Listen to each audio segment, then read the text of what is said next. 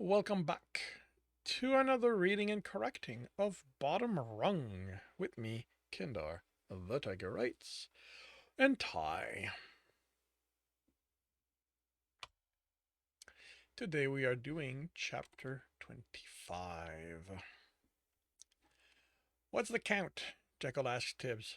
4 and 8 coppers, he answered without having to check. He'd wrapped each 10 coins separately, letting him easily keep track. It felt strange that having so many coin in his pouch now felt normal. It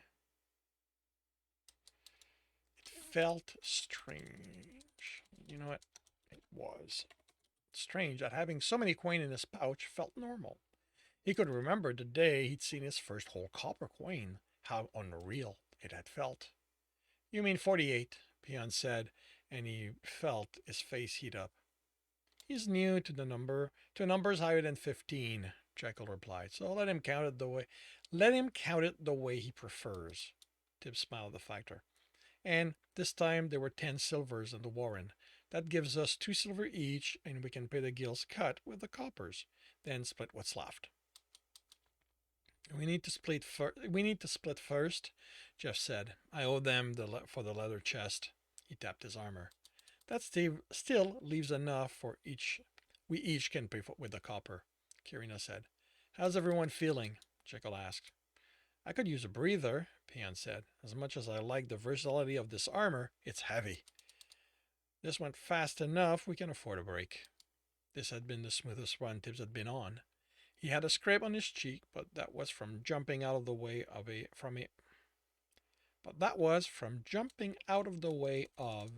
rabbit. And losing his helmet before he landed and slid on the floor. The strap had been chewed on by a rat in a previous run, and he hadn't thought to get it repaired. No one else had gotten hurt. Small detail.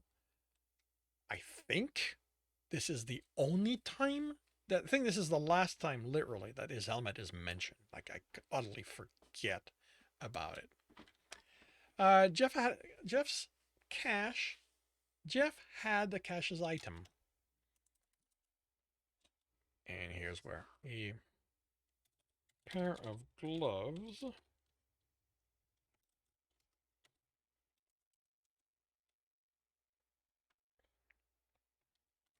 that when he tried it on made his bow pull stronger.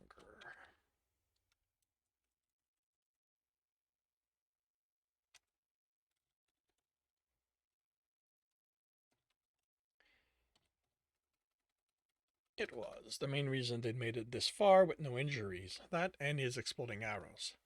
He could make crystal arrows that exploded. I'm jumping ahead. Jeff had the cache's wait, what? Okay.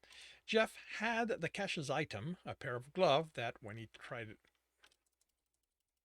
pair of glove that when he tried them on,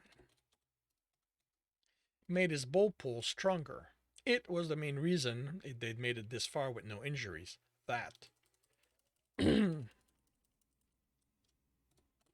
That and his exploding arrows. He could make crystal arrows that exploded on impact. With a good aim, he'd taken multiple rats at once. It'd taken multiple rats out at the same time. What do you think of Karina? Jekyll asked Tibbs, keeping his voice low. The sorceress was speaking with the archer. She hasn't had much to do, but her air slice works well against the rat and rabbits here. I was thinking more about her helping you with your plan, like I did. After that, we just need to find someone for fire, and you'd have done them all. Tibbs looked in her direction. Something she said made Jeff chuckle, and she smiled. I'd have to I'd have to tell her why, explain what I'm doing. If she's not going to be on the team, she could tell someone. Okay, but don't you think needing her help is enough to have her join? She isn't any worse than the other sorcerers I've run with. Tibbs nodded. Let's see how she is in the last room. Works for me. Jackal turned to the other. Rest over. Pian, you have the key, so door is yours. Jeff, get in position. If it behaves the way I've seen it do before, it's going to turn to face the door as the light comes up. You're going to have a clear shot, so please don't. Yeah, you're going to have a clear shot. Please don't miss.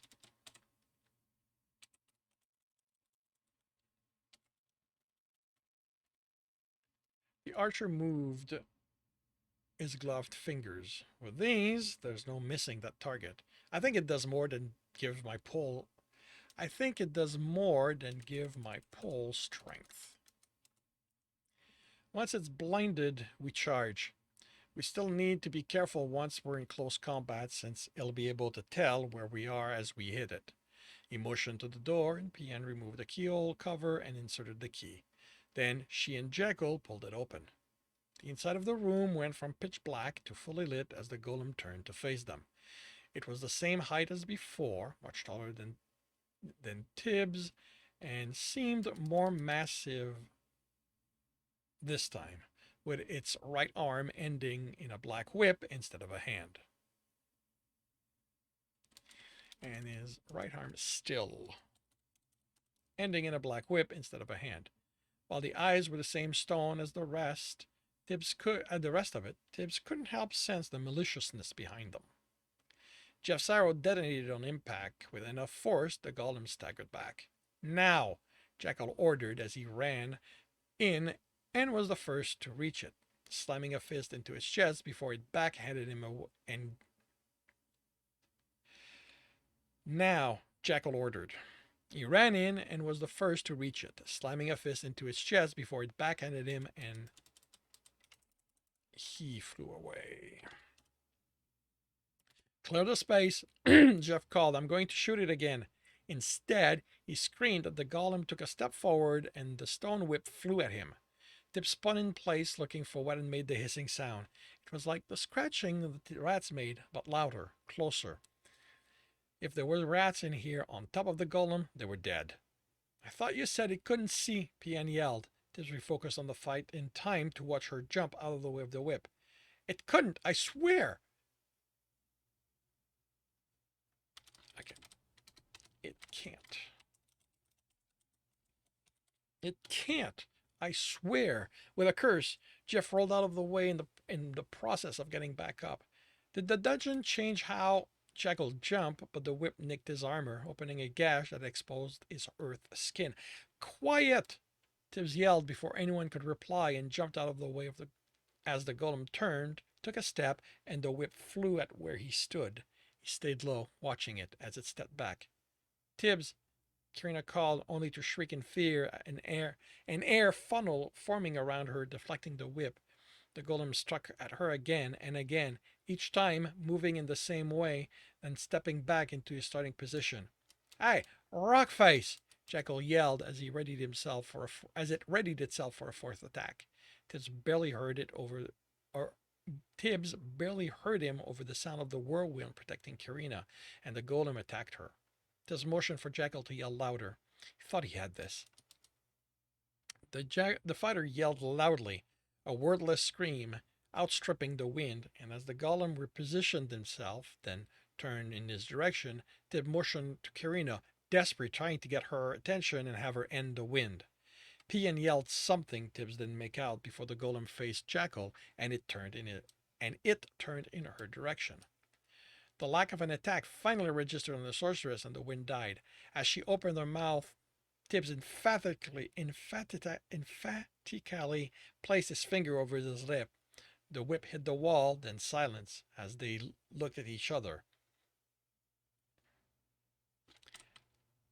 Hit the wall, then nothing as they looked at each other. In the silence, the scratching like hiss came again, and Tibbs fought his fear a rat was close to him and focused on what the golem did, which was nothing. Jackal looked at him, mouthing, "Now what?" Tibbs shrugged, wondering why the golem hadn't reacted to that hiss. Maybe its hearing wasn't strong enough? Jeff formed an arrow, aimed, and pulled the string. In the silence, it made a sound, or maybe it was the wood the bow was made of. The golem turned, took a step, and the whip flew at it faster than Tibbs expected, faster than Jeff anticipated, as the whip caught him in the arm before he could react.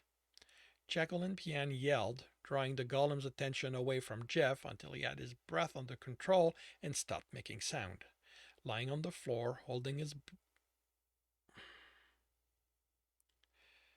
Jackal and Pian yelled, drawing the golem's attention away from Jeff until he had his breathing under control and stopped making sound.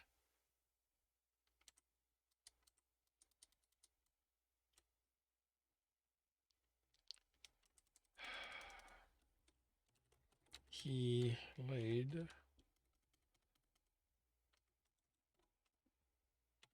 He laid on the floor, holding his bloody and broken arm. Silence fell again, and Karina stepped towards Jeff. The creak of her leather boots made the golem turn, but before it was ready, Jekyll and Pian were at it again, and it turned, trying to pick a target. Karina hurried by Jeff's side, then stopped moving. If walking was loud enough to get its attention, they needed someone able to do so without making a sound. He looked at the shoes and smiled. Now, what he needed was something to do with that ability. He could retreat, and with one of them causing a distraction, the other three might be able to do so. But Jeff was down, and Tibbs didn't think Jackal could get to him and carry him out without the golem hitting him. They'd have to bring the golem down literally, Tibbs suspected, to manage to do it figuratively. If they wanted the whole team to live, They'd have to bring the golem down, literally, Tibbs suspected, to manage to do it figuratively, if they wanted the whole team to leave this room. He looked at Karina and nodded to the golem. She closed her eyes and shook her head. After opening them, she closed her eyes and shook her head after opening them.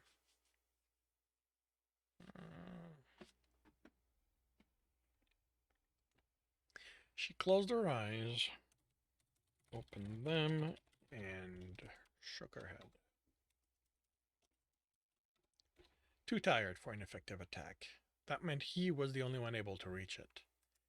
Took a step forward. Tibbs, Jekyll whispered in alarm, then was on his side, and Pian had taken over, distracting the golem away from the other fighter, who was on the ground gasping. Tibbs looked at the fighter as he got his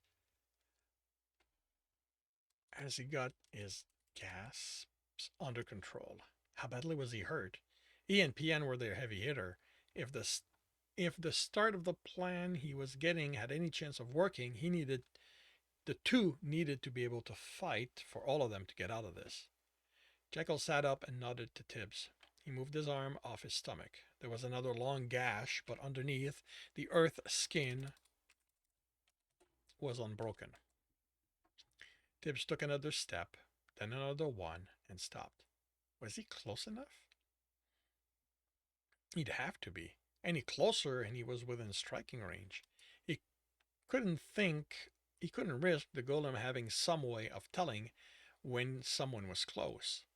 He placed a hand on the floor and spread his water toward the golem, nearly exhausting his reserve well before it was close enough for what he needed. He calmed himself and tried to sense the essence floating around him, but immediately he felt the sense of the water he'd spread lessen and cursed silently.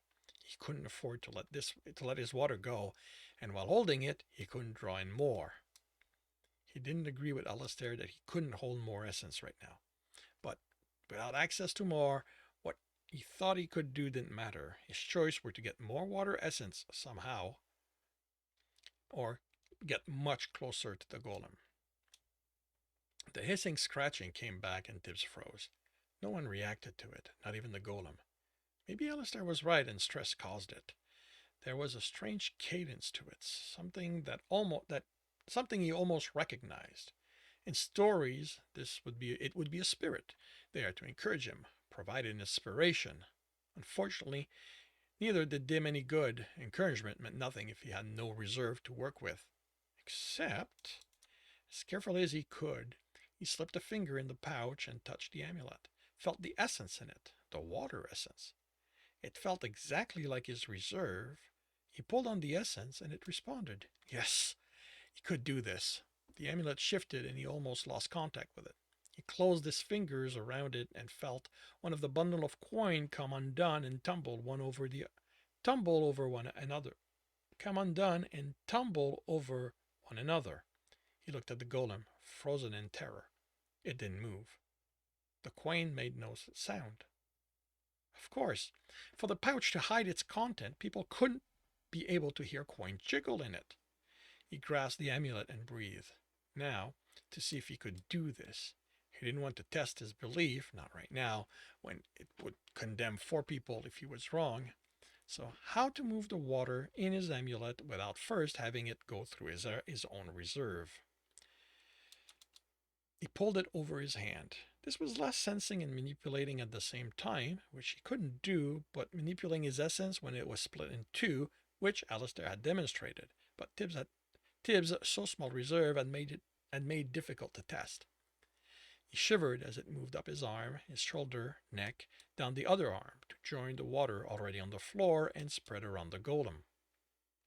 And it spread around the golem, making a wide patch between him and it.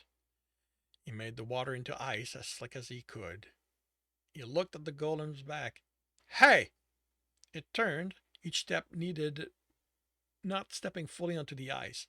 Once it faced him, it stepped forward as it prepared to whip him. Its foot stepped fully on the ice as the whip came at him, and just as Jackal had done when Walter had covered the trap room with ice, the foot slid out from under it. The whip still hit Tibs in the side, and the impact broke something as he was sent sliding back. He watched Payan and Jackal race to the golem as it tried to find its footing in the melting ice. Then they were on it, pummeling and hitting it with sword.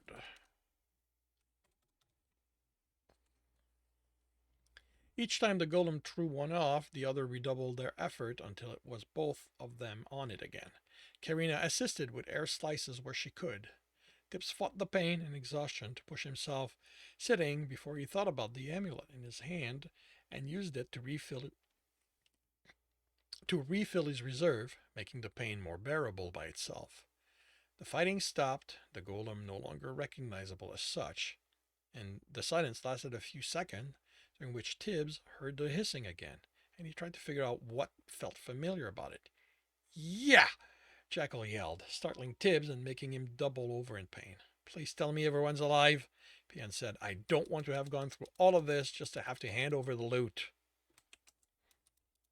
How much pain do I need to be in not to be alive anymore? Jeff asked, then groaned. I'm good, Tibs said, sounding anything but. How did you do it? Karina asked, standing next to him. After it heard me walking, I thought we were done for. Tibs pointed to his shoe.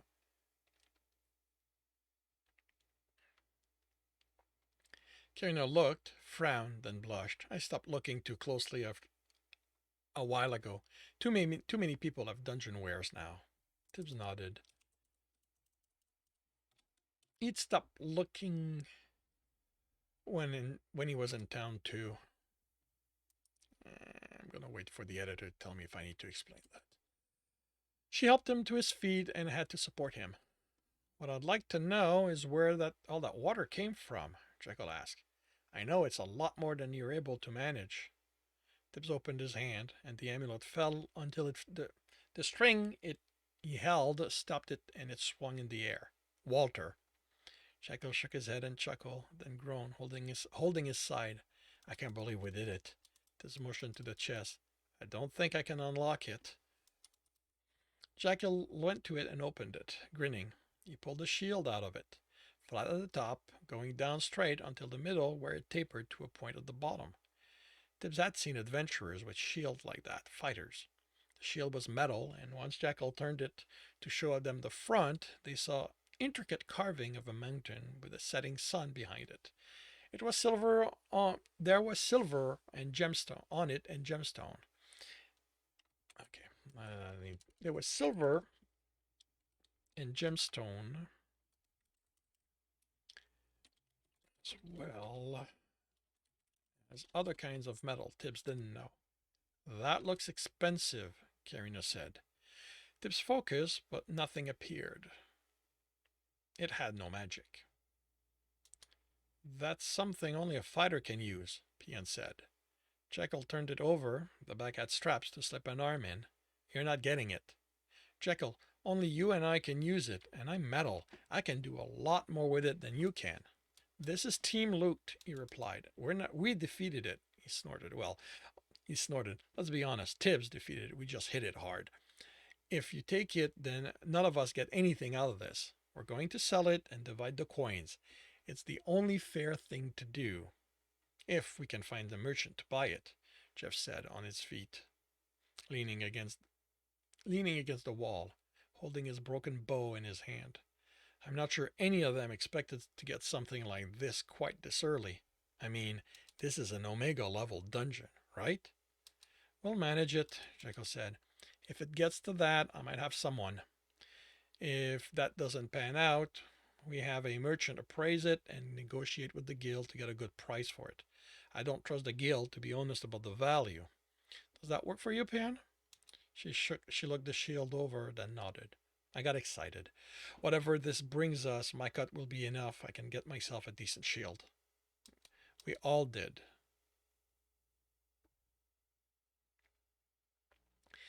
We all did. Now, go help Jeff, and let's get out of this place. This concludes chapter 25 of Bottom Rung. If you're enjoying this, please subscribe and hit the bell. Hit a thumbs up and share with your friends if you want to read the story. The link to Royal Road is in the notes, as is the one to my Patreon if you wish to support me. And with that, I shall wish you a good day.